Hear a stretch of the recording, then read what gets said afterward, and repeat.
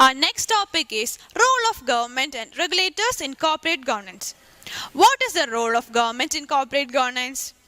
Numerous corporate scandals in the past several years have fueled widespread debate or proposal for government action.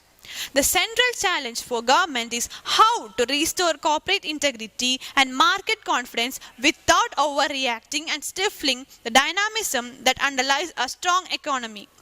To examine this challenge, the Center for Business and Government's Regulatory Policy Program organized a conference in May 2004 on the role of government in corporate governance. The conference brought together government officials, business leaders, and academic researchers to discuss three fundamental public policy issues raised by recent corporate abuses. The first one is who should regulate corporate management, whether the government agencies or self-regulatory organizations. The second is how should regulatory commands to be designed, either as detailed rules or broad principles. Finally, how should regulation be enforced? This report synthesizes the conference dialogue organized around these three questions and explores conditions under which different configuration of regulatory institutions, standards, and enforcement practices can further both corporate integrity and productivity.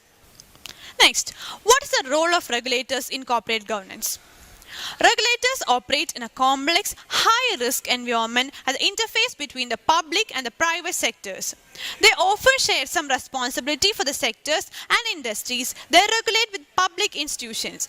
And yet, if the lights go out, tap water stop running, trains break down, or phones stop working, they are often held to account. In this challenging environment, the governance of regulator is critical. The role of regulator and how it coordinates with other public institutions, the power it is given, and how it is held accountable for exercising these powers are key elements of a governance architecture that needs to be carefully crafted and appropriately implemented if the regulator is to succeed in combining effective regulation with a high level of trust.